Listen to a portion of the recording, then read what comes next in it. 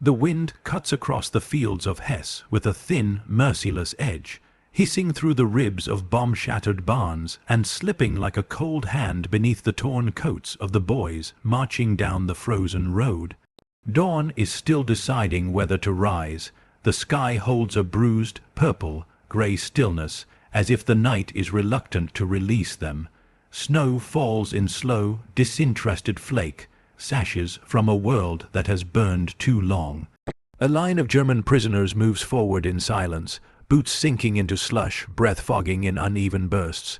They do not march with the rigidity drilled into them months or years before. They shuffle. They sway. They are held together only by exhaustion and the thin, fraying rope of fear that runs through each of them. Some are 16, some only 15, and one is Karl, who turned 14 somewhere between two air raids but barely remembers the day. Karl's cap is pulled low over his ears, stiff with frost. His cheeks are hollow as if carved by hunger. Mud clings to his trousers in stiff, icy plates, days old, hardened by cold and sleepless nights. His hands tremble as he clutches the little cloth pouch against his chest, the fabric worn soft from years of being held like a lifeline. Inside is the tiny wooden horse his brother carved for him, its surface smoothed by countless worried touches. He doesn't let go of it, not even now, especially not now. The convoy of American trucks waits ahead, engines idling, deep, steady growls that vibrate through the icy air.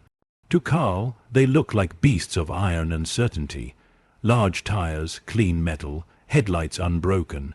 Everything about them suggesting a world untouched by the starvation clawing at Germany's bones.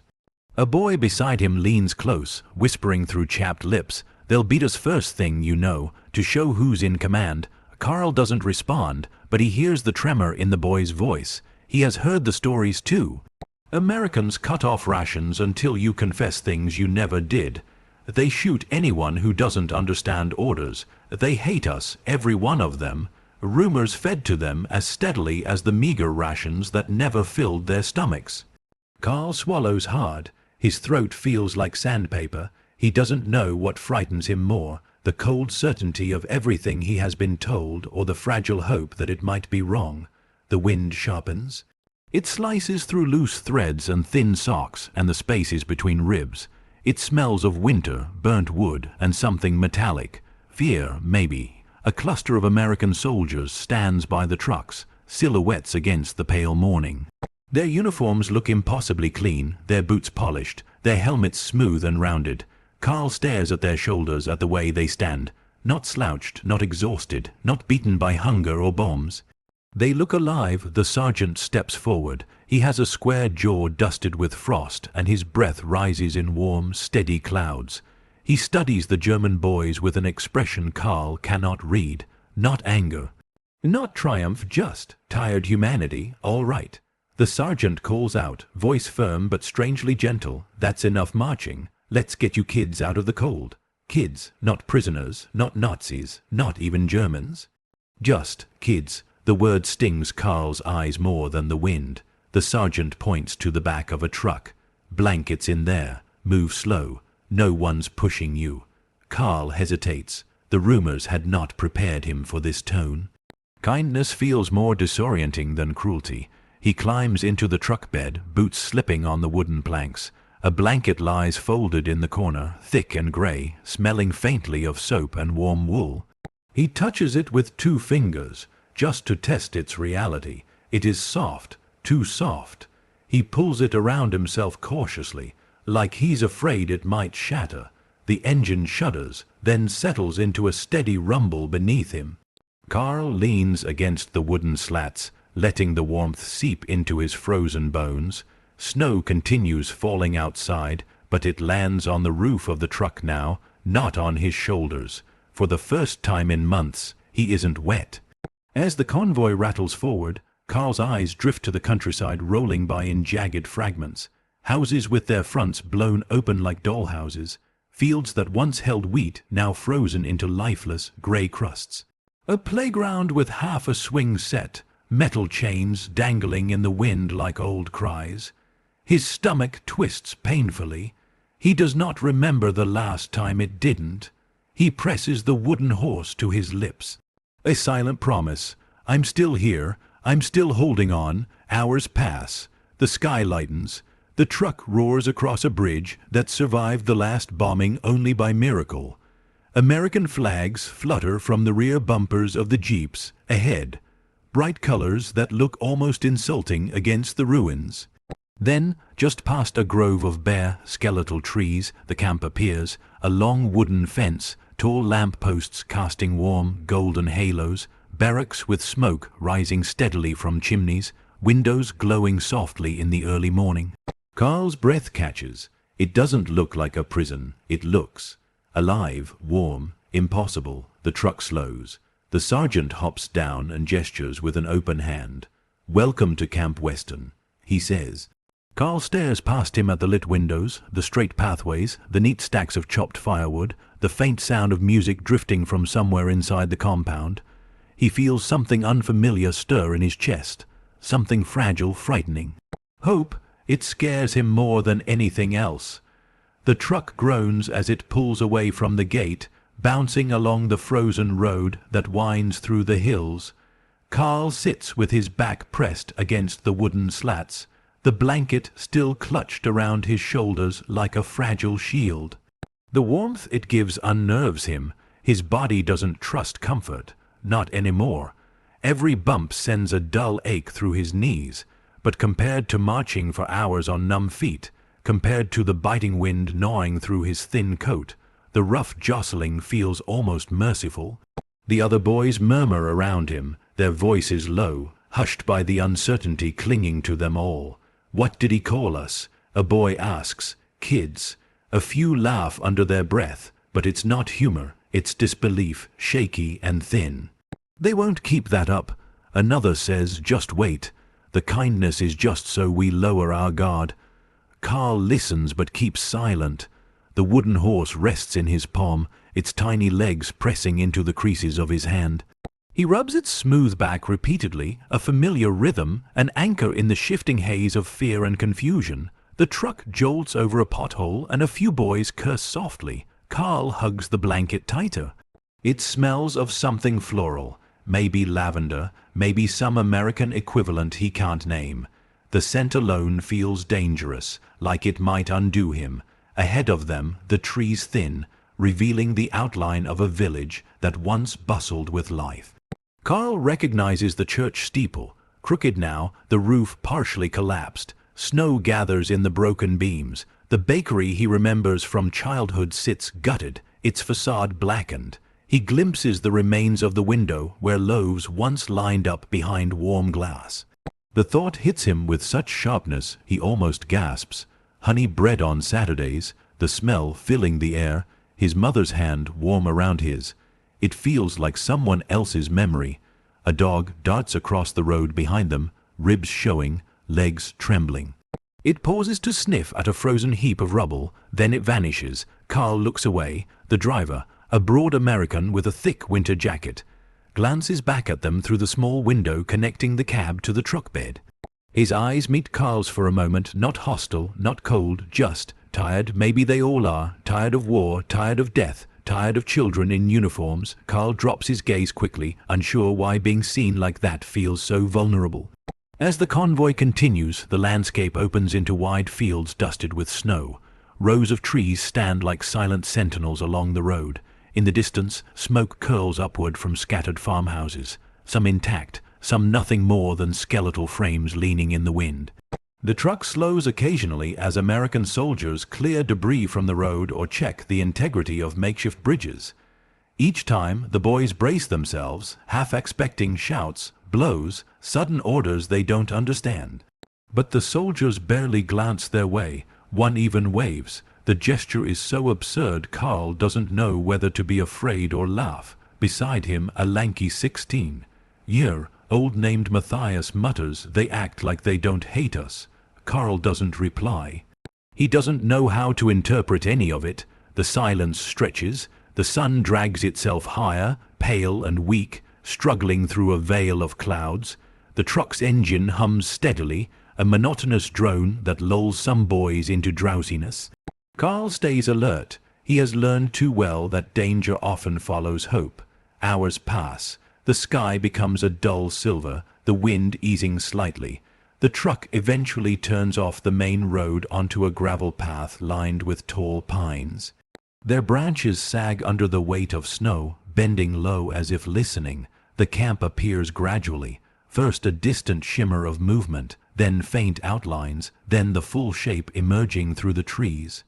It is larger than Carl imagined. The fence is wooden, not barbed wire, not menacing. Inside, long barracks stand in neat rows, their roofs puffing thin ribbons of smoke. The windows glow faintly even in daylight. A small watchtower rises above the main entrance, but even that looks less like a symbol of dominance and more like a dutiful post. It is the lamps that strike him the hardest.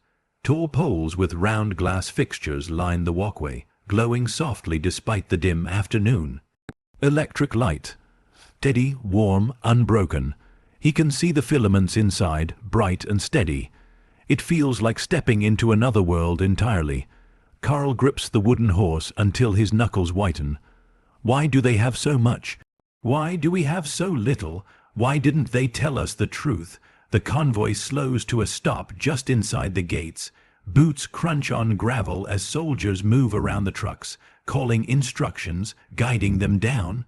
"Easy now, boys," one says. "Watch your step." Carl jumps down, his legs wobbling under him. His feet hit solid ground, and warmth from the nearby barracks reaches him in gentle waves. The air smells of burning wood, damp pine, and something faintly sweet. Cornbread maybe, though he has never tasted it. He sees the American flag fluttering above the main building, colors vibrant against the winter, gray sky. He feels something twist deep inside him, not fear, not relief, confusion, massive disorienting confusion. Everything he'd been told about cruelty, about starvation, about the barbarity of Americans, feels suddenly unsteady, like a table with one leg snapped. A sergeant approaches, the same one from the roadside. He scans the group, eyes settling on the youngest faces. "You're safe here," he says simply, "safe." Carl can't remember the last time anyone said that word without irony. He doesn't know whether to believe it, but as the snow continues to fall softly around him, melting on the warm air drifting from the barracks, he allows himself, just for a moment, to imagine that it might be true. The first doorway they are led through is wide, wooden, and shockingly warm. Heat pours out the moment it opens, rolling over the German boys like a wave, thick, fragrant, almost overwhelming after weeks of cold. It smells of wool drying near stoves, of damp coats steaming by radiators, of coffee, actual coffee, brewing somewhere just out of sight. Carl steps inside hesitantly, half expecting a shout to shove him back out, but nobody shouts, nobody pushes. The American guards simply motion them deeper into the intake building, where light bulbs cast a honey-colored glow over long tables and filing stations. He blinks against the brightness. The electric lights don't flicker, they don't fade, they don't sputter like the candles and half-ruined bulbs at home. Everything here seems steady. A young American officer behind a desk removes his gloves, sighs, and mutters, "Kids, they sent me kids."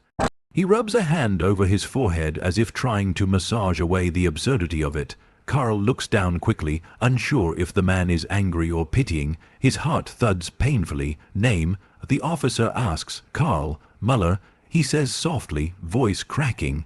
"Age?" Carl hesitates. He has become so used to lying upward. To say he is older, stronger, fit to fight.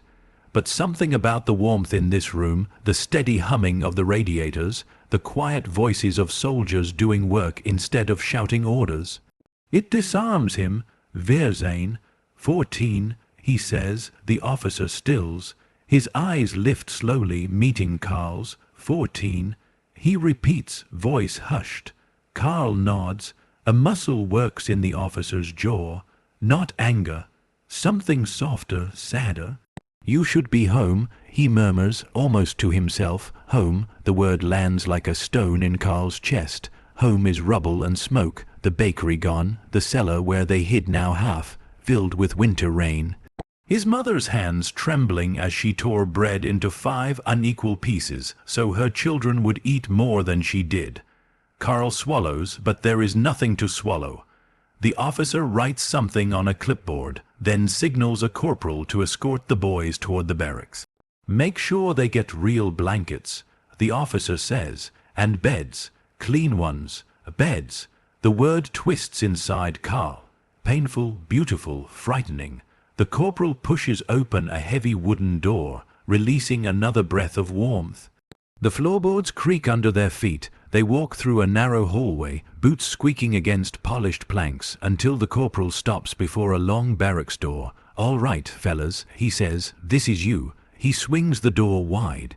Inside, rows of beds stretch down the length of the room. Real beds, not straw pallets, not wooden boards with thin pads, not the damp earth of collapsed basements where Carl has spent too many nights listening to bombs echo across the sky. Mattresses thick enough to swallow his hand if he pressed it down, crisp white sheets tucked tight, wool blankets folded neatly at the foot of each bed, pillows, 2 on each cot, full and soft looking. The air carries a gentle, comforting scent of laundry soap and pine. The entire room glows with a warm amber sheen from lamps fixed to the walls. No shouting, no cold, no damp, no hunger humming in the corners. Just warmth, safety, stillness. Carl steps forward as if approaching an altar. His fingertips brush the edge of one mattress. It yields with a soft sigh, like something alive and kind. He presses a little harder.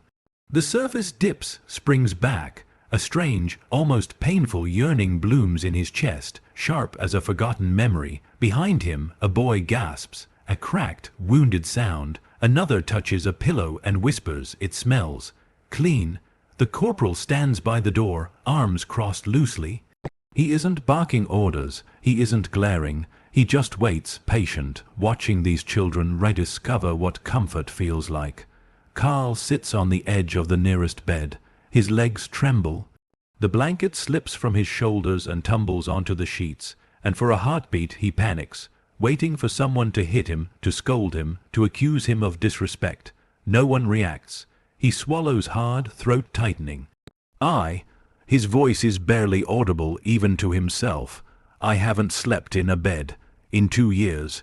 The words fall like snow, silent, fragile, vanishing almost as soon as they land. But the corporal hears. He kneels slightly, meeting Carl's gaze without pity, without condescension, only quiet understanding. "Well," he says softly, "you can sleep in one tonight." Carl's vision blurs, not from sadness, not from joy. From the shock of it, an overload of gentleness after months of brutality. His hands dig into the blanket, gripping it like rope. He tries to blink the tears away, but they fall anyway, soaking into the pillow. He lies back slowly, like a man sinking into warm water for the first time since childhood. The mattress cradles him, supporting his aching spine, his bruised ribs, his tired shoulders. He feels the softness close around him, unfamiliar and frightening and unbearably kind. The pillow smells of lavender. He hadn't smelled it since before the war, in the small cloth sachet his grandmother kept in her wardrobe. His chest tightens. Around him, the boys settle onto their own beds, movements cautious at first, then disbelievingly eager. A whispered laugh escapes from somewhere near the middle of the room. Another boy exhales in a long, shuddering breath. Carl closes his eyes. For the first time in years, the dark behind his eyelids is not a place of fear. It is a place of rest. Outside, snow taps gently against the barracks windows. Inside, breaths deepen, trembling at first, then softening. Sleep finds him before he can resist, warm, quiet, safe, and utterly strange. The sky had begun to bruise purple by the time Michael reached the outskirts of the woods. Evening light seeped through the skeletal branches, washing everything in diluted gold. The forest floor was soft beneath his boots, soaked from last night's rain.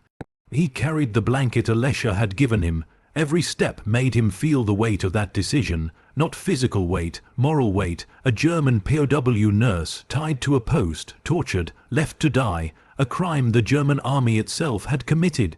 What madness ruled this war? He moved quietly, rifle slung, blanket folded under his arm, Birds stirred above him, wings fluttering like paper. The air smelled of damp bark and distant smoke.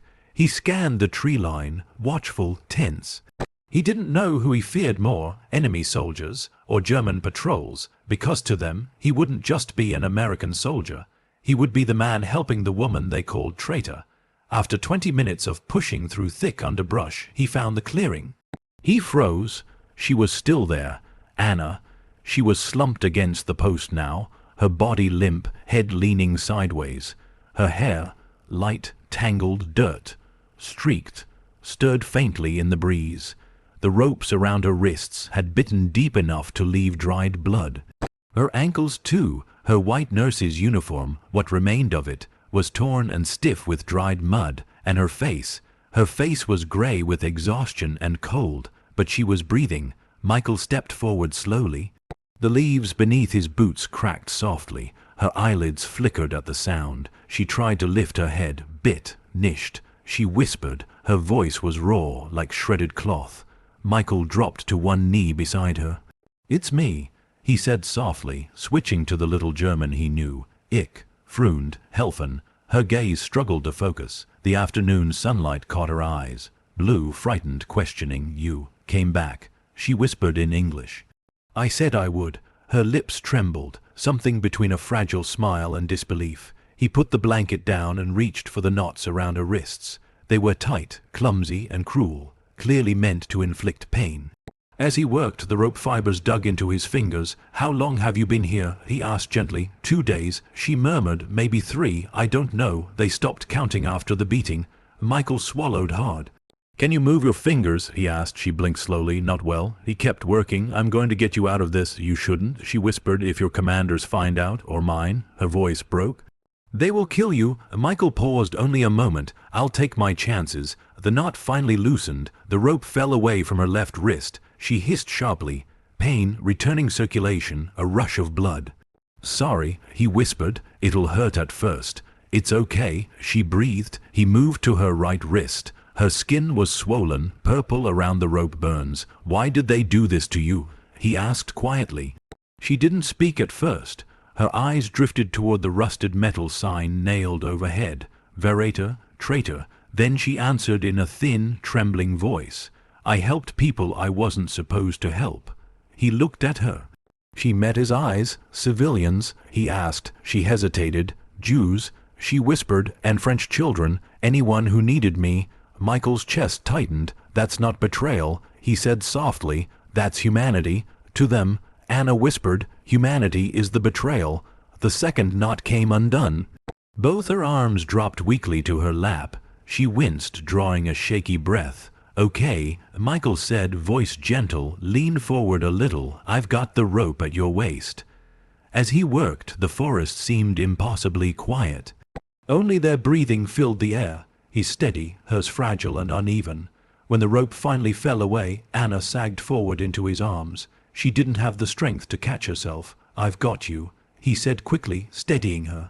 She trembled from head to toe, cold, shock, exhaustion. He wrapped the blanket around her shoulders. The fabric swallowed her thin frame. "Thank you." She whispered, not just gratitude, relief. Maybe even the first thread of hope she'd had in days. "Can you stand?" he asked. "Maybe," she said. He slipped an arm around her back, lifting her gently. She cried out softly, her legs almost buckling beneath her. "Easy," he murmured. "Take your time." She leaned heavily against him, breathing hard.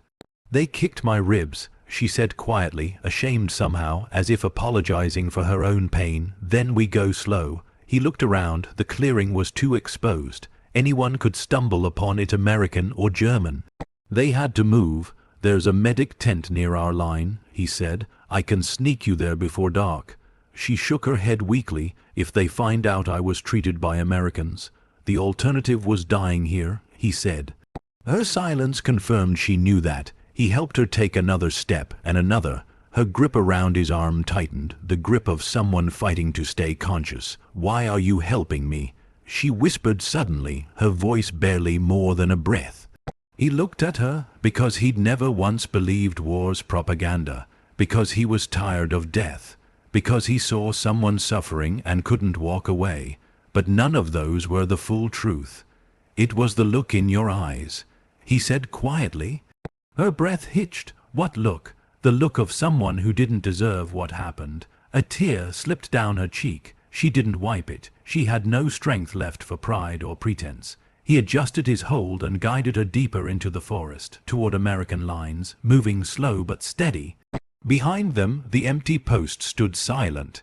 The sign traitor still hung crookedly above it, but the woman it condemned was no longer there, and the war, for one fragile moment, felt a little less merciless. The forest thickened as twilight bled into the sky. Branches interlocked overhead like cathedral arches, filtering the fading light into fractured beams. Michael supported Anna with both arms now. Her weight was little, almost ghost-like, yet every step she took trembled through him. Her breaths were shallow, quick. When the cold wind brushed through the trees, she shivered violently, gripping the blanket tighter around herself.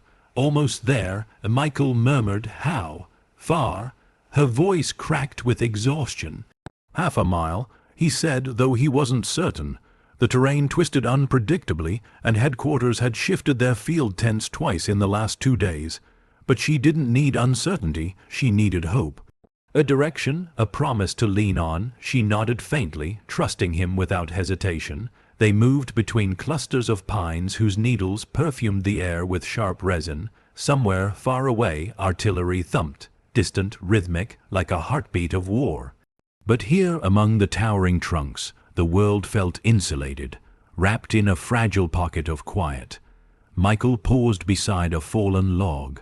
"We should rest a moment," he said. At first, Anna didn't respond. Her gaze drifted blankly, dazed, as though part of her was still tied to that post.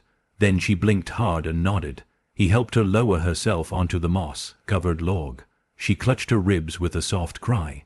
"Broken?" he asked. "Maybe. One," she whispered. "Maybe more." Michael crouched in front of her, meeting her eyes. "I won't let you collapse on me, all right. You tell me when the pain gets too much." She gave a faint, breathless laugh. "It already is." He cracked a tired smile. "Then we'll manage it together." A moment passed, quiet except for the sigh of wind through branches. Anna looked down at her torn uniform. "They told me that I betrayed the fatherland, that I shamed my duty as a nurse." The way she said duty, with reverence and sorrow, made Michael look up sharply. "You didn't betray anything," he said. She shook her head slowly. "To them, helping the wrong person is treason. A wounded Jewish man, a French girl with an infection, a Russian prisoner. They were human to me, nothing more, nothing less, but to German officers." Her voice trailed into a whisper of disgust. "They said kindness was weakness, disobedience." Michael leaned closer. "What did you do the moment they came for you?" She swallowed. "I told the truth." He frowned. "That you helped them?" She nodded.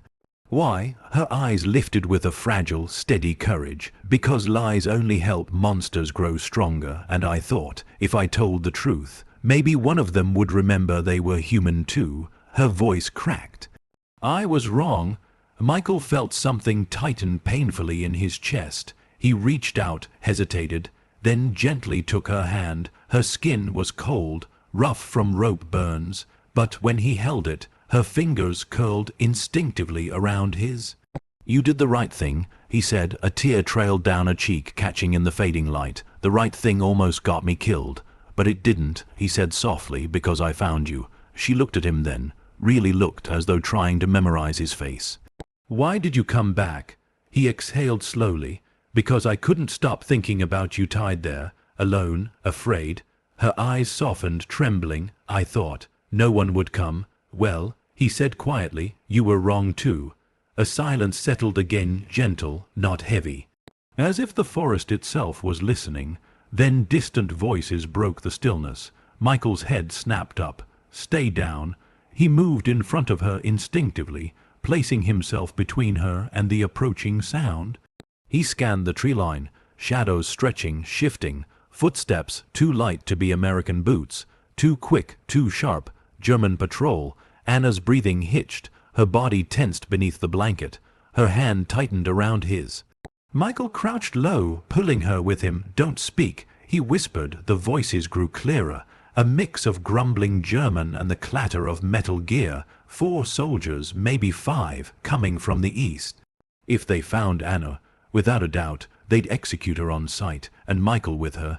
He scanned the forest floor. Behind them, dense undergrowth. To the left, a dip in the terrains. Small, but enough to conceal 2 bodies if they pressed low. He guided her quickly, helping her crawl toward the hollow. The voices were closer now. A twig snapped not 30 yards away.